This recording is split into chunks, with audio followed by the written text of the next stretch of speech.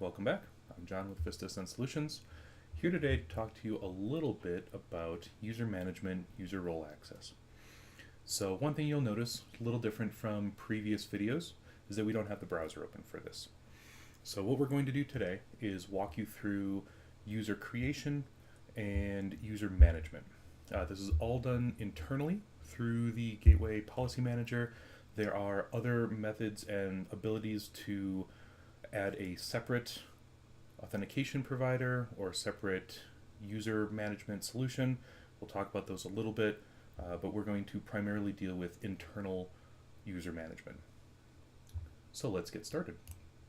You're going to see today I've got our policy manager open. I did figure out how to make a click animation, so now you can actually see what I'm clicking and when I'm clicking it. So thank you for mentioning that in the comments.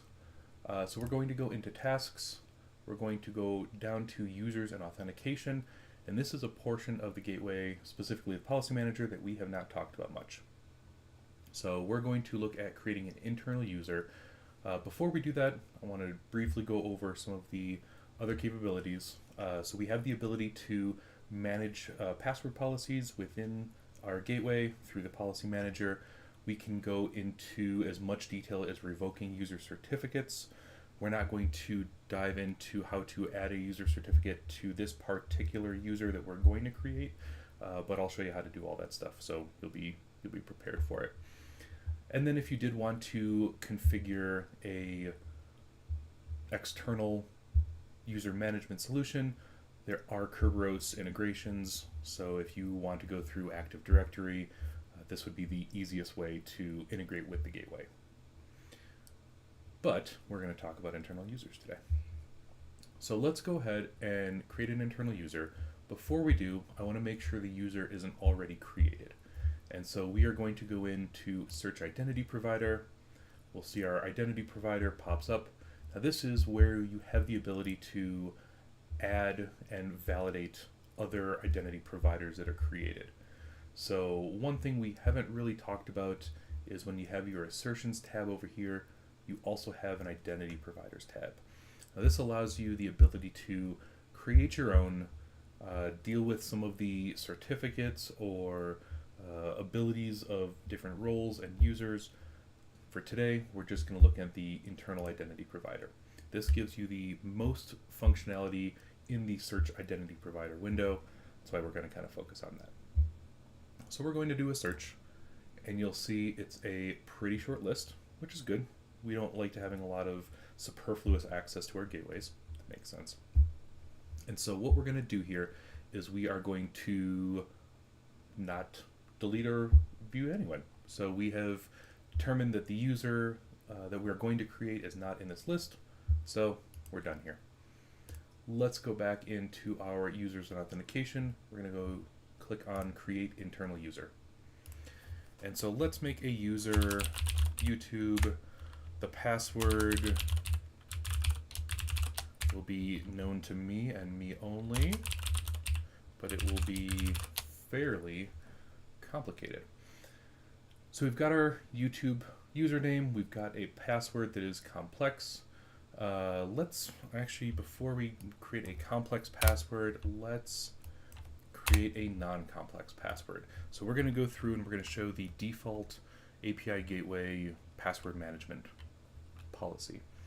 So if I just say ABC, all lowercase ABC, and then I try to create this, you'll get an error. It has to be at least 8 characters in length. ABCD, ABCD, all lowercase. So now we got one that's 8.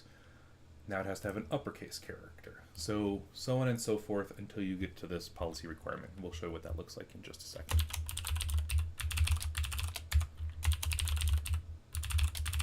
All right. So you'll notice there's a checkbox here that allows you to define additional properties. We're not going to click on that yet, but I'm going to show you another screen that gives you the same information. So like anything with the gateway, there's always 2 or 3 ways to do something. We are going to go into the password rules, and we can very easily see the password rules that are applied for this specific user. So there are password policies for users as well as administrators. So we had to have at least 8 characters, less than 32, an upper or lower number special character, some changing and consecutive and history requirements. So we've got all that. We're going to create this user.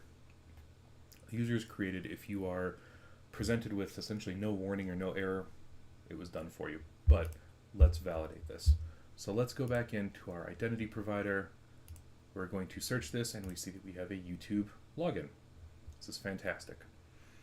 So let's go and try to disconnect from this gateway under our admin credentials. We're going to log in with our new gateway credentials, and that will show you one of the most common errors on user creation and role management.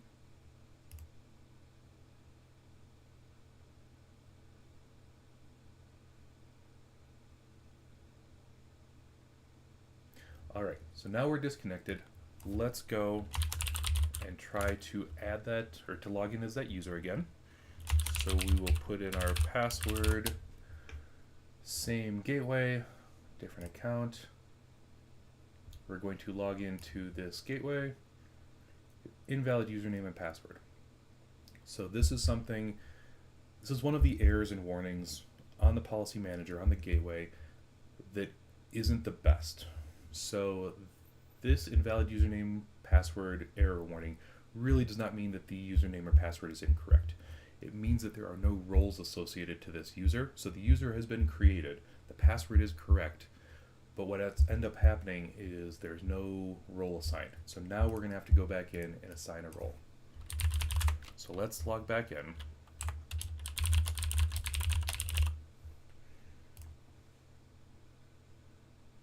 So we're logged back in now.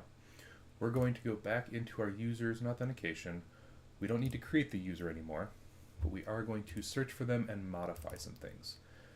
So we'll double click and we'll see there's no roles assigned. So when we're talking about roles and users assigned to the gateway, one thing that we really have to make sure is that they have the appropriate access within the system. This is a security capability, a security gateway. We want to make sure that the right people have access to the right data at the right time, and that includes our users as well. So let's go and add a role. And if we want to just give them everything, we can give them administrator. And then no other box really needs to be checked unless you've created some custom roles. What I will say is, rather than go through what every role does, we'll just say that these descriptions are pretty accurate on what the capabilities for that role is. Whenever you create a policy, whenever you create a folder, additional roles will be created. So don't let this intimidate you. This is purely meant to highlight all the various capabilities and restrictions that can be allowed on this specific gateway. So you'll notice there are a lot of things in here that are OTK related or OAuth related. That's because I installed the OTK solution kit. There are many things in here that are specific to various folders or various services. That's because we created those folders and services. So when you are starting out on a gateway, you may see far fewer roles than what I see. Anyways, let's give them gateway maintenance because we don't want to give them full user authority. So we'll add this policy, add this role, and now we've seen that gateway maintenance is now in our system. Now you see it's a system role, so it's not something that we custom created, and it's not inherited from anything. So when we talk about inheritance, we want to talk about groups. So there are the capabilities to add users into groups. Now we don't have any groups created here yet, but a user can be added into a group instead and inherit all those roles associated with the group. So this is great if you want to incorporate kind of an Active Directory sense of different roles, different responsibilities. This would be great for that. So now we have the YouTube user, and if we double click on his user account again, say we have account status active, it's got gateway maintenance, we're fine here with our roles. New groups, if you want your users to log in via certificates, or PKI, whatever, you have the ability to import them here. What I will say is if you import a certificate, it will disable their password entirely, so they can only log in with the certificate. The only thing, or the other thing I'll mention, is when we talk about creating usernames, you want to make sure that the username is the exact same as the certificate CN that is going to be used by that user. So if your certificate common name, or CN, is something like, well, let's just say YouTube, this would be appropriate. However, most cases it's not going to be something as simple as YouTube. So just ensure that you're keeping that in your mind when you're creating user accounts. And then finally, if you want your users to log in from public key via SSH, you have the ability to add that in here. This takes all normal SSH public keys. We use them typically with RSA, so we'll use an SSH RSA. Alright, so that does it for all of the various features on that particular screen. What we also want to look at before we try logging in with this user again is managing password policies and administrative user account policies. So this is something only admin users are going to be able to do. Obviously, a non-admin should not be able to add or modify their own password policy. By default, this should be STIG minimum. So you'll see if I click STIG minimum, nothing's happening. If you want to go to PCI DSS minimum, it's a little bit less stringent. As you'll see, the red text below STIG minimum. I always recommend using STIG minimum. You do have the ability within the gateway infrastructure to modify the STIG minimum, but I would rely on this being the default. And then finally, we'll talk about the administrative user account policy. All this does is essentially set the minimum maximums on gateway expirations, invalid logins. Again, always recommend we keep it at the STIG minimum. All right, I think we are finally ready to search login with this particular account. Fingers crossed. We're going to disconnect. And now we're going to log in with our YouTube account.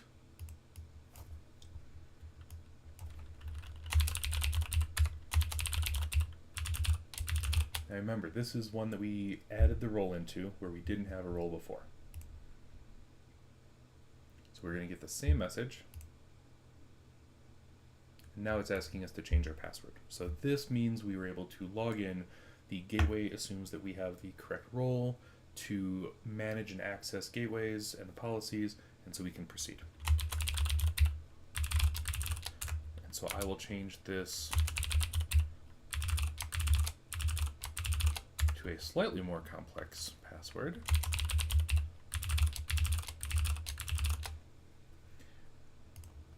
And now we're still going to get invalid password. This password was not unique enough from our previous passwords. So let's try that one more time.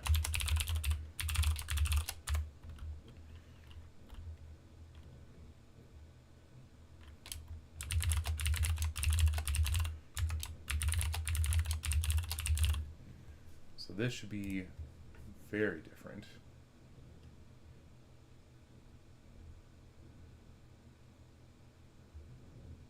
Okay, and now you can see we're in. So immediately you'll notice we don't have all of the functions, capabilities, and features that we're going to need to be successful. This is because when we created this account, we created it with the gateway maintenance role. The gateway maintenance role is great for people who are having to maintain various capabilities of the gateway, but not necessarily for policy development. So when we were looking at roles before, we saw a bunch of roles that we can no longer access. And so what we're going to do is we're going to go in and modify this user to have a little bit more access throughout the gateway. So let's log out of this.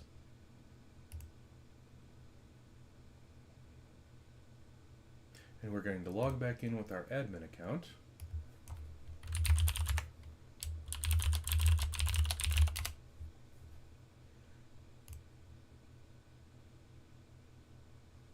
Okay. And now we are going to go back in, find our YouTube user, double click, and assign them to a new role. So let's click on remove and then add. Now we're going to make them a full administrator. This makes it a little bit easier to manage all of the services, policies, procedures. Click OK. Make sure it took effect. So we are now an administrator.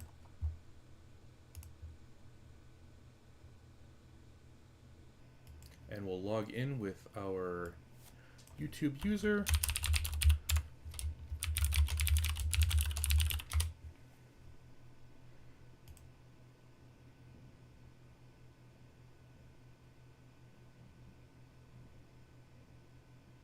And now we see we've got all of the functions, features, and capabilities that we would expect to have access to. So we can see in the bottom left, we are logged in as YouTube. We're on our Gateway 1. We do have the ability now to go in and do all of the maintenance and administrative capabilities that we need to get our job done. Finally, we will try to delete ourselves from the gateway. You will see that you cannot delete yourself while you are logged in. So if you do need to delete other users, that is perfectly fine, but you can never delete yourself without logging in as something else. One other thing we wanted to mention was roles and security zones. So roles are, again, another way to access various policies. We do have the ability to come in here and create roles, edit, remove them as well. So this is another way to add users or roles or procedures into your access control. So you see here, now we can see these 3 users. If you are more comfortable adding users to a role instead of adding roles to a user, and if you've ever done sysadmin work, you know what that there's a difference there. If you're more comfortable in this way, it might be easier to just manage roles. The other nice thing is you do get to see a little bit more information about what you have access to. Granted, this is the administrator, so you've got access to pretty much all CRUD operations and no other.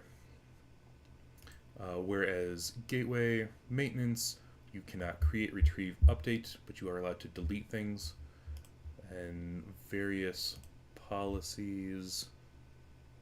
You can see you can retrieve specific information about various policies. So to visualize the various roles and what they accomplish, this is probably a great resource to understand a little bit more about how those roles are being implemented and maintained. And if you ever wanted to get in to create your own role or your own resource, you'll notice you have a similar permission set here that you can go in and add those permissions.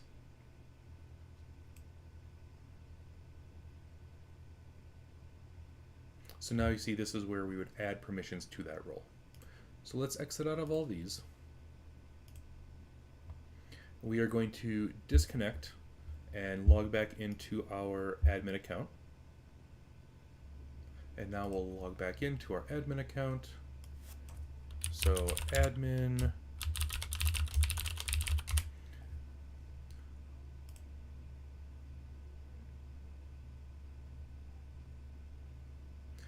and go into our users and authentication, look at our YouTube user, delete our YouTube user, he's all deleted. So once again, I'm John with Vista Ascent Solutions. In this video, we showed you how to create users, modify roles, look at custom roles, even talk a little bit about Active Directory and other Kerberos integrations. Hope you learned something today. We'll talk to you later.